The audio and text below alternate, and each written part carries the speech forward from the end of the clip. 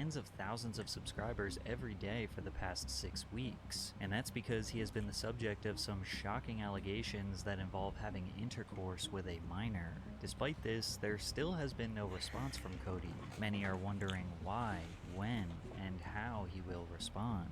Cody has exactly 3 options of how to respond to this situation. The first is bad, the second is terrible, and the third is not morally right, but it is almost definitely what he will end up doing. Today we are going to discuss them all, but before we do that, it's important to understand the context of how he got here. First of all, the alleged victim in the situation is Tana Mojo, who is also a very popular YouTuber with over 5 million subscribers, as well as the host of the 8th most popular podcast in the world, Cancelled. Tana and her co-host Brooke Schofield do a Bro said alleged like he ain't believe her. That's crazy.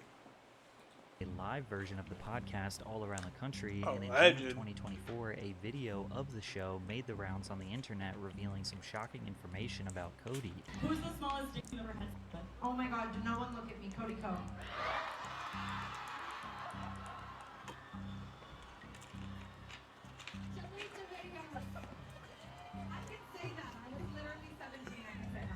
Tana says she had sex with Cody when she was 17.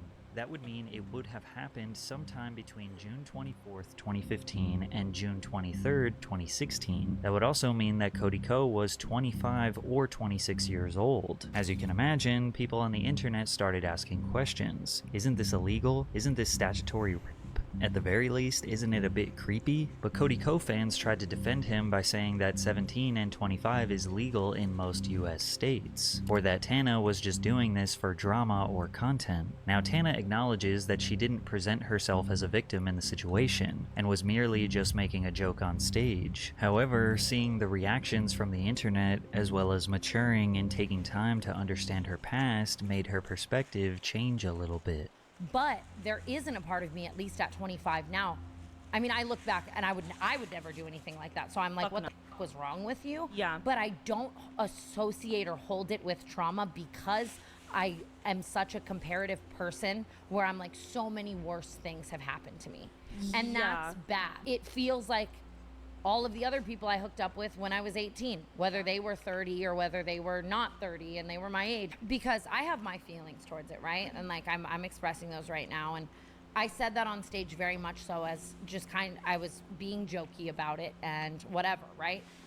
And it's almost like the public's reaction to this has made me feel 10 different types of ways.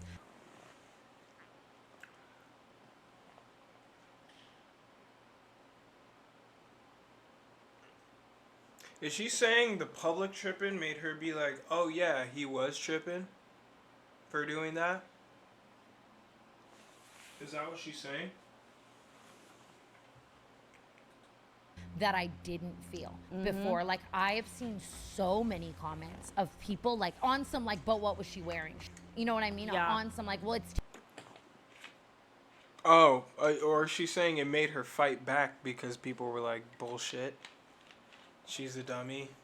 All Tana that. Mojo. You know how I feel towards it, but now seeing all of these people like not believe me and say, well, what if she's lying or she's this and she's that and she's dramatic. And while Tana was openly having this conversation online to her millions of fans, there wasn't an abundance of coverage about it on YouTube, which is surprising since most YouTube drama channels and news channels are extremely quick to raise awareness about a story like this, especially when it involves another YouTuber. So this whole situation almost slipped through the cracks until D'Angelo Wallace, a YouTuber with nearly 2 million subscribers, made a video called An Uncomfortable Conversation about Cody Ko. And while much of D'Angelo's video covered all the nuances of the situation, the overarching point was that 1, Cody has a responsibility to respond to the allegations, and 2, questioning why many of the channels who would typically cover this situation are choosing to stay silent. Now, some seem to think that you're not obligated to speak up, and maybe that's what people around you are telling you as well. But from one creator to another,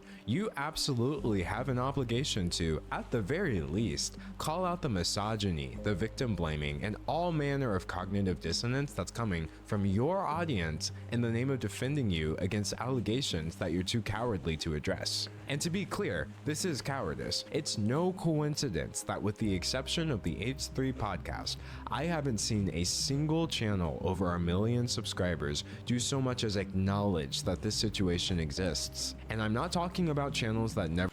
Can I be real though? I think it's because nobody cares about Tana, really. I don't know. I don't know. I really don't know. I have no idea. Maybe they all think Cody's a good guy and they maybe don't care for Tana. I don't know.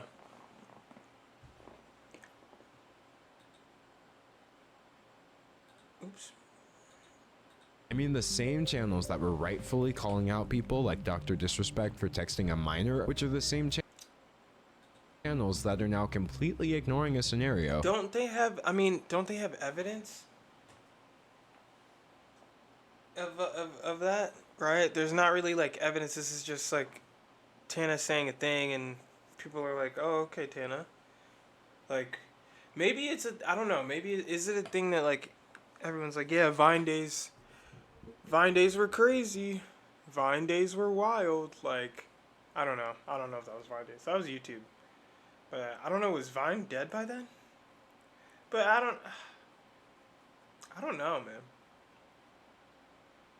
It is a good question why, like, nobody really was, like, maybe because she didn't really make it a big deal. That's what, I mean, I don't know. That's what it kind of gives from the outside. It's like D'Angelo's kind of, like, horrified and, you know, just he like, it feels like he, like, kind of, like, I'm wondering, because I didn't watch that whole video. I'm wondering, like, what he saw that made him, like, want to do this. Like, why were you just thinking about this, kind of, like, I'm just wondering, you know? I have no idea why this came. I never even knew this was a thing until now. A lot of people didn't. Was it? It must have been the podcast. Maybe it was after the podcast. Maybe it was. I think it was after the podcast.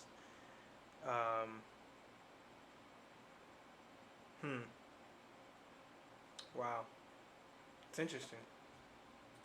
With an even bigger creator being accused of doing something much worse. D'Angelo's video genuinely made a ton of people aware of the situation, which caused many channels to cover the story, and now some are even reporting that Cody Ko finally responded, which I will get to, but spoiler alert, it's not really a response. There are 3 different ways that Cody can respond to the allegations, and each have different outcomes. Once you learn all of them, it's pretty clear why he is going to choose response number 3. But first, a quick word from today's sponsor. The Bottle Hydro X is designed to bring consumers a healthier, greener, and more convenient lifestyle. The bottle features a storage space at the bottom, perfect for stashing small items like vitamins, money, or your keys. I personally like to keep my AirPods case down there when I go for a walk. The dual-use lid features a flip straw for convenient drinking on the go, and a flip top if you prefer lifting the bottle to take a sip. They come in a variety of colors, with these new ones being perfect for those hydro option, then just simply put out outright deny the allegations. If Cody is innocent, then just simply put out a statement saying that all allegations are false and he did not have sex with Tana while she was 17. However, this will cause an absolute firestorm on the internet that he will not be able to escape.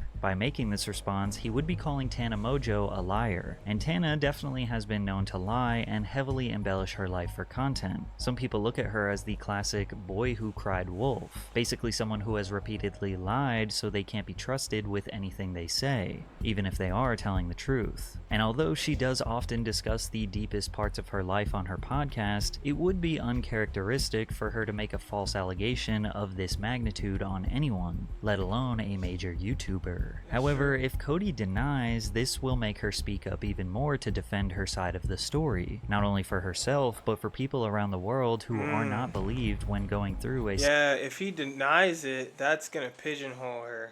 Or that's gonna pigeonhole the shit out of him. That's gonna mess him up so bad. That is going to mess his world up so bad. Oh my gosh.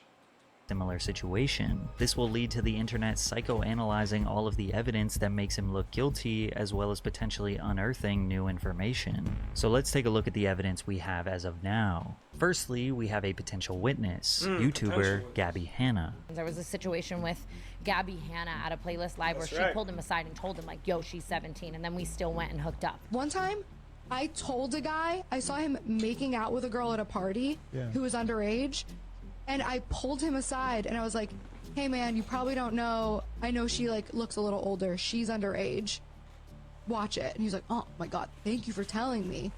And then he So we have to combine the information from those two clips to tell the story. It seems like they are saying that Cody, Tana, and Gabby were in Orlando, Florida attending Playlist Live. Playlist Live is an annual convention, just like VidCon, highlighting the YouTube industry where popular creators attend to meet their fans. Cody Ko was there, as can be seen in the recap video. Tana was there, as can be seen in this fan's YouTube video. Gabby Hanna also made a video about her being there. Now there was some sort of after party where they were seen making out. Gabby let Cody know that Tana was 17, and then both Gabby and Tana say that Cody and Tana had sex that night, which would mean that he knew she was underage before they did the act. Because they were in Orlando, where the age of consent is 18, Cody, who was 25, engaging in sexual activity with Tana, a minor, can result in criminal charges.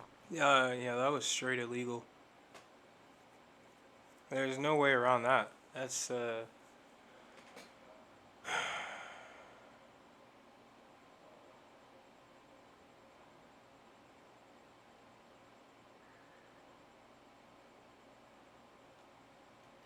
even if consensual. The law states that anyone under 16 years old can't legally agree to any sexual activity no matter how old the other person is. Also, if someone is 16 or 17 years old, they can't legally agree to sexual activity with a person who is 24 years old or older. Keemstar, owner of the Drama Alert YouTube channel, also corroborated. I didn't know that. I did not know that part. That's crazy. So you can if you're 17, but not if they're 24 or older. That's interesting. Wow. That's crazy.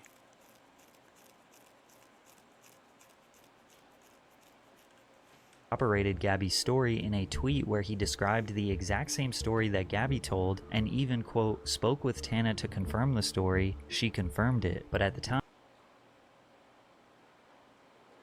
Tana was upset with Gabby for sharing her story. Business Insider was also made aware of this years ago. Keemstar did not report this information at the time because there was no official... So she was kind of like, she hit Gabby like, why'd you do that? Why you do that?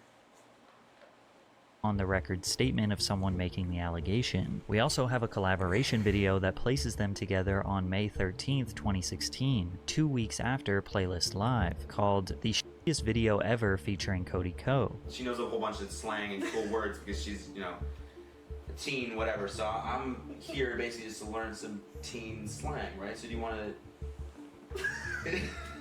Yeah, I'd love to.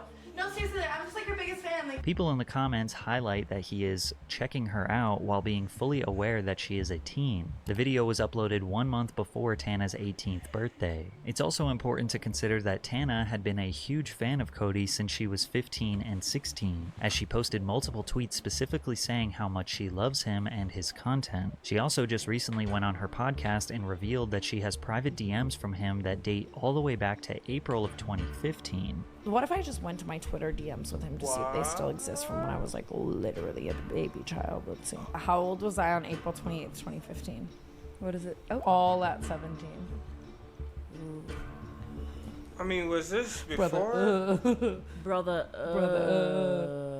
And I was just such a fan. That's like the sad part. Not only was there a power dynamic of Cody being 8 years her senior, but she also looked up to him as a fan. Celebrities and influencers have an extremely unnatural relationship with their fans, because the fans like their art, content, or persona. They create unrealistic expectations, making assumptions about the celebrity's life, morals, and opinions. It's like falling in love with someone who doesn't even know you. Plus, Tana went from being a typical fan to becoming his peer in less than 12 months, as she started her YouTube channel in mid-2015 and skyrocketed to 1 million subscribers through her chaotic storytime videos. This is also not the first time that Tana discussed the situation. In a podcast from 3 years ago, August 3rd, 2021, she said this. This YouTuber, I don't know if I was 17 or 18. I was like on the brink, but I was at a playlist live and they were like trying to hook up with me. Yeah. And obviously it was like an older guy and whatever. But I mean, and a couple weeks ago, I got a call from that, should I say it? Are they doing an article? That Gabby Hanna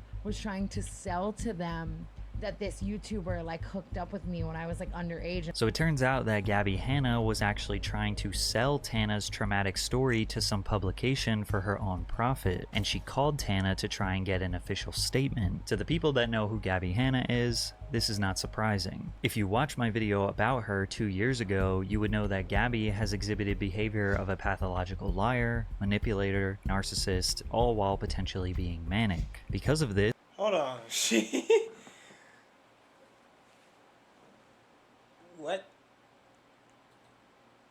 YouTuber like hooked up with me when I was like underage. So it turns out that Gabby Hanna was actually trying to sell Tana's traumatic story to some publication for her own profit, and she called Tana to try and get an official statement. To the people that know who Gabby Hanna is, this is not surprising. If you watch my video about her 2 years ago, you would know that Gabby has exhibited behavior of a pathological liar, manipulator, narcissist, all while potentially being manic. Because of this, there are already people saying that Gabby is not a credible source, going back to the boy who cried wolf logic. Even Keemstar backing up Gabby and Tana is not convincing people who defend Cody, because he doesn't exactly have the best reputation either. But when you consider the nature of how all of this information came out, it's just extremely unlikely Tana would be rounding up 3 people to lie on her behalf, especially because they aren't even raising torches and causing uproar to take down Cody. You know the saying, show me who your friends are and I'll tell you who you are? Well, people have been very suspicious for many years about Cody's friendship with Colby Leachman. Colby has been featured in Cody's vlogs over the years. He was in Cody's wedding party and have been seen hanging out recently. They were fraternity brothers at Duke University, and on March 6, 2011, Colby was accused of drugging and R-wording a girl, then filming it and showing some of his fraternity brothers. One of the men accused was the son of a Duke professor and stepson of former Duke provost Peter Lang, but the judge found that there was no undue influence by the parents on the process conducted by Duke. The victim told police she did not remember sexual contact with anyone on the date in question and had not consented to any contact. While the police pursued an investigation, she told the associate dean she did not want to be involved or talk about what happened. She took a leave of absence the next semester, but then changed her mind a couple years later and pursued the matter again. Duke's official Office of Student Conduct initiated disciplinary proceedings against the men and hired a clinical psychologist to investigate. A disciplinary panel unanimously found that there was not a preponderance of evidence that the men had violated Duke's sexual misconduct policies. Colby Leachman then admitted to filming the encounter but remained firm in his stance that the sex was consensual. He was placed on probation.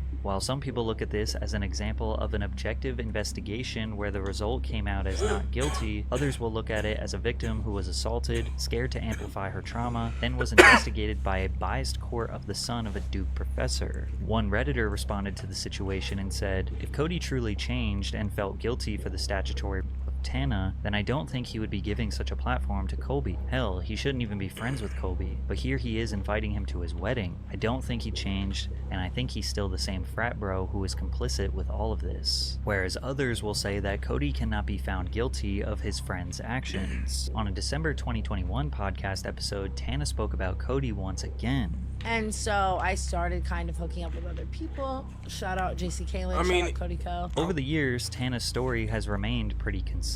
It's weird. It's weird. In a lot of circumstances, it's the company you keep. In a lot of circumstances, it's not. I didn't know this nigga was at his wedding, though. That's crazy, actually. That is wild.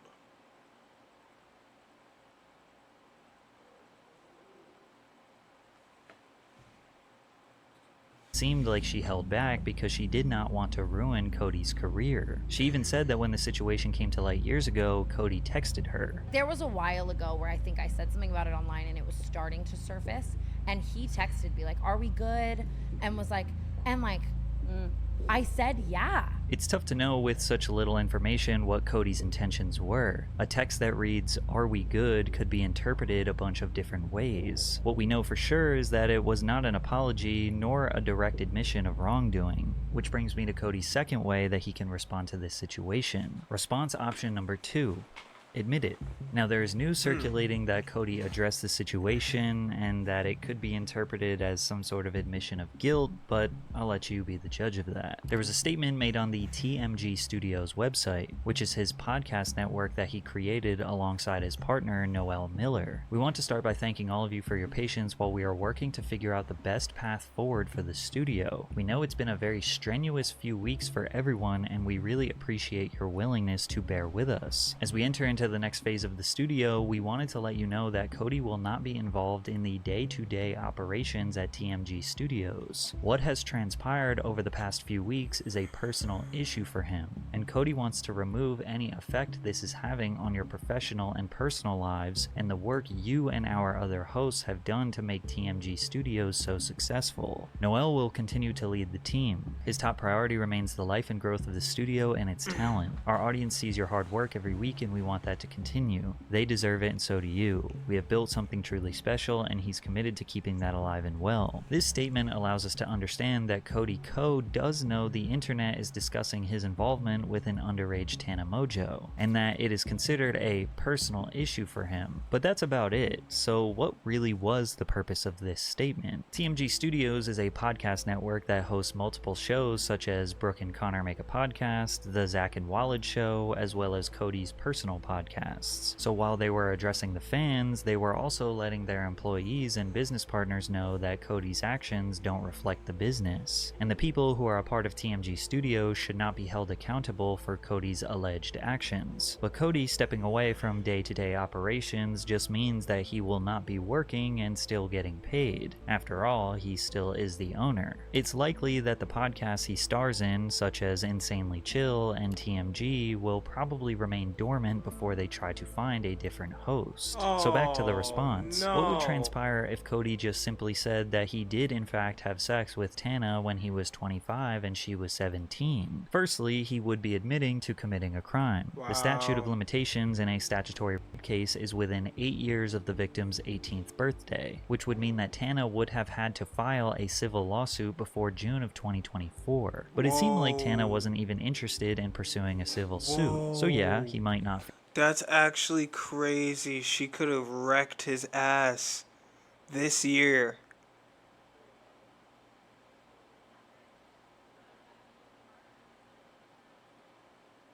I don't even know what to say. Tana could have wrecked his ass this year. She could have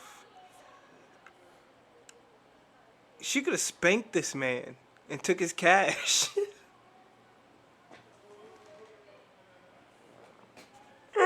Cody, no, Cody, no, Cody, no, Cody, no. This is crazy, dude. I'm a big fan of Cody. This is crazy. This is crazy. She could have literally wrecked his ass this year. Face any legal ramifications, but that doesn't mean that there won't be real-life consequences. Admitting to having sex with Tana will still result in the entire internet calling him a predator, pedophile, creep, etc. He would then likely lose all of his sponsors from his personal YouTube channel and his TMG network. All of the podcasts owned by TMG would probably start trying to find a different network since they don't have sponsorship revenue anymore. YouTube might even suspend monetization from his channel like they did with Dr. Disrespect. Maybe Patreon Patreon would suspend their account, and he would most likely lose bookings as a traveling DJ. And if he admits to it, then he would also be perceived as guilty of doing the exact same thing with another 17-year-old he allegedly dated. Cody posted a Vine on July 27th, 2015 of him kissing his then girlfriend named Evie. Oh, it didn't work. Kinda. Fuck.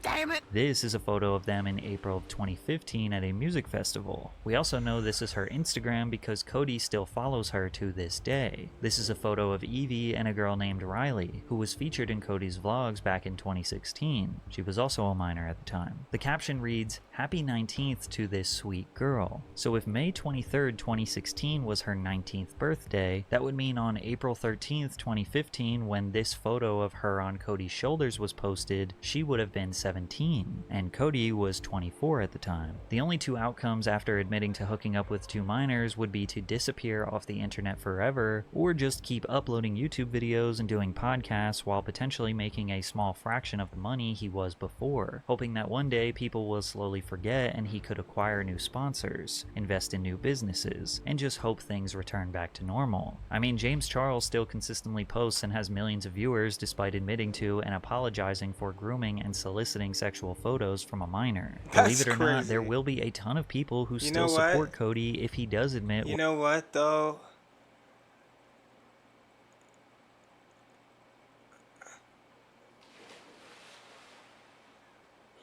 You know what's crazy? He was like literally soliciting CP, bruh. James Charles was that, by definition, was eliciting CP, bruh. Enticing and grooming minors as well. Ah, man, that's crazy. This is tough. What he did was true. There will be people with the mindset of, oh, she was just about to turn 18. It's fine.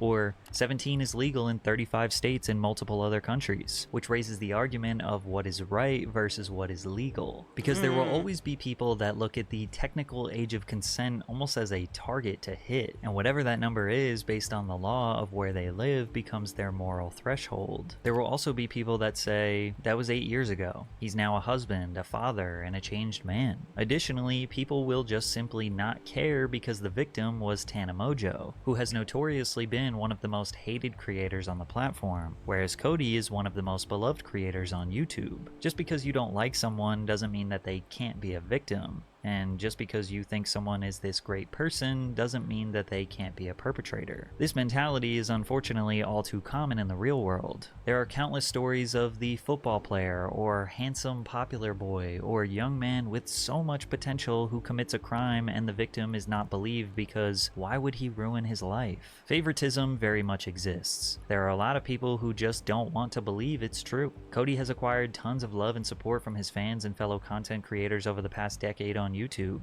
mostly because his content is silly and lighthearted while his physical appearance looks like someone who would never hurt a fly. So while considering all of the nuances of this situation, it seems like response number 3 is the likely option Cody will take. Let's see. Response option number 3. Don't respond. I have to resort to the top comment of my How Not to Respond to Allegations video. And this, ladies and gentlemen, is exactly why lawyers tell their clients to shut the up even if they're innocent. If Cody denies, the situation will blow up bigger than ever. More evidence will be released and he will likely lose all of his revenue anyways. Yeah, if he admits it, he will be stamped as a pedophile forever, while likely losing all of his revenue. If he says nothing, there still is a threat of deniability. But if he does choose to not respond and stay silent, there are two outcomes from there. Do you not respond and keep posting, or do you not respond and disappear off the internet? If he says nothing but continues to post, he will have to work overtime to censor his comment sections on all social medias to stop the influx of criticism.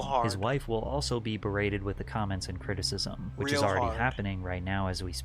But the people who defend him will stick around, and criticism, which is already. Kelsey, I've been a fan of Cody for so long. Damn, come on, bro. This won't go away no matter how much you both ignore this. This won't go away. This is so scary. This is so creepy. This is so weird. Kelsey, I've been a fan of Cody for so long. I'm commenting on your video because these video comment sections are apparently highly regulated now. As women, please try to convey to him that the way he's reacting to the situation is only making him look worse and more guilty. I can even watch his videos anymore, and the fact that he is trying to brush the situation on this the rug is heartbreaking. If he doesn't handle it differently, he's going to lose the respect of so many female fans out there. And what's left of his fan base will be victim blaming, gaslighting women hating incels. Okay, that's a little bit overboard, bro.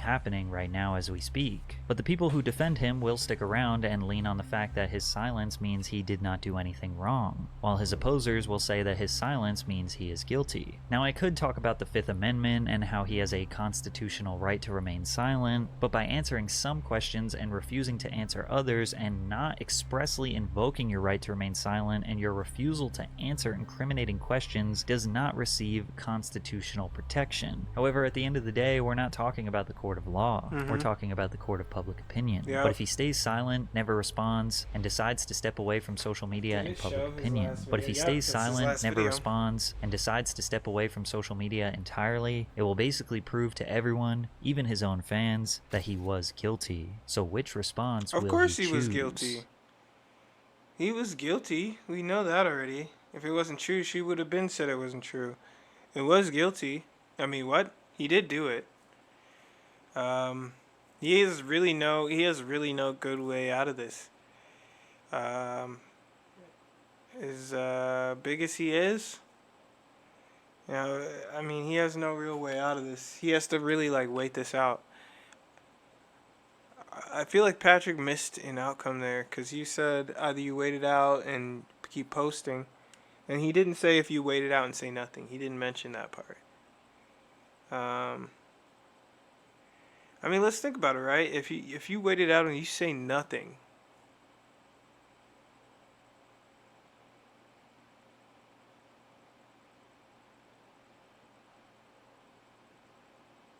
and disappear, I mean, people will forget, and here's what I think might happen. If he doesn't say anything and then just disappears, like quits TMG, he saves everybody, right? And just is like, I'm cool, I'm done. We're getting a little nest egg, we're investing. He just got reality checked. Cody just got reality checked. Cody just got reality checked, y'all. It's freaking crazy, man.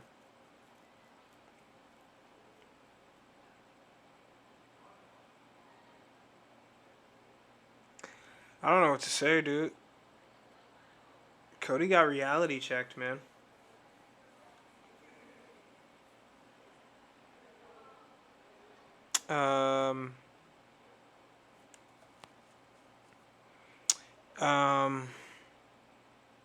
Yeah, no, but I was gonna say if he just doesn't say anything, disappears for a while, maybe like 2 years probably. I think when he comes, but if he comes back after that point, I think there will be a lot of people